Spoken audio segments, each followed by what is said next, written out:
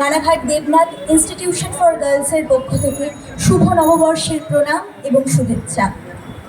আজকের আমাদের নিবেদন কবি অপূর্ব দত্তের কাছে যেতে গিয়ে থমকে দাঁড়ায়। ভোরেরই কুয়াশা বিদায় নিয়েছে, উধাও হিমের হাওয়া, বাতাবি গাছের ফাঁক দিয়ে রোদ আলো করে আছে দাওয়া। মিলিয়ে গিয়েছে খেজুরের রস আর নলেন গুড়ের গন্ধ। শুকনো পাতারা উড়ে ভেসে যায়, গাছপালা নিস্পন্দ। শুধু থোকা থোকা সজনের ফুলে ডালগুলো আছে ঢেকে। গুনগুন করে মৌমাছি আসে, কে বা জানে কোত্থেকে।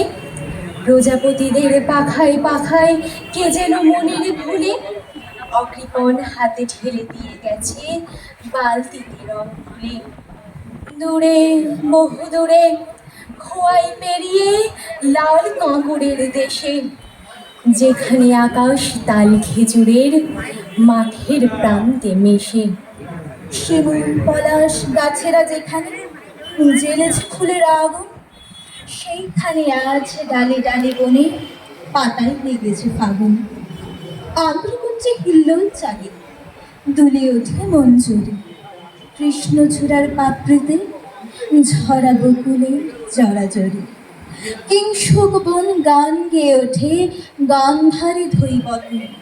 মাধবী হঠাৎ কোথা হতে এলে ফাগুন দিনের স্রোতে। ভোর হয় হয় ছাতির তলায় বাঁধানো বেদির পাশে, সৌমকান্তি কে যেন দাঁড়িয়ে দুধ সাদা বেশ বাসে। সে কি অপরূপ মায়াময় ভোর, সে কি অপূর্ব কান্তি। চোখের পলকে চরাচর ঘিরে নেমে এলো চির শান্তি। বেলা হয়ে আসে, ছায়া ঘন হয়, সূর্য নামছে পাটে।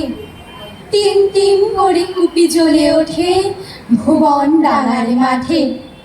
সৌমকান্তি হেঁটে যান, হাত দুটো রাখা বুকে। পূর্ণ চাঁদের জ্যোৎস্নার ঢেউ নেমে এলো তার মুখে। উত্তরায়ণ শ্যামলি পেরিয়ে চলেছেন ধীর পায়ে। ডান দিকে লাল মেহেদির বেড়া মালতী বিতান বায়ে। ভেজা জ্যোৎস্নায় মনে হলো যেন নিশীথ রাতের প্রাণ। চাঁদের আলোয় সব সুধাজ নিঃশেষে করে প্রাণ।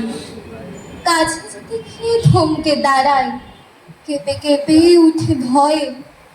ফেলতে পারিনি চোখের পলক উদ্বেগে সংশয়ে। ঠিক মনে নেই কখন কপালে উঠে এলো দুই হাত। দুষ্টু পাখিটা বলল, চেনো না উনি রবীন্দ্রনাথ। দুষ্টু পাখিটা বলল, চেনো না উনি রবীন্দ্রনাথ। ধন্যবাদ।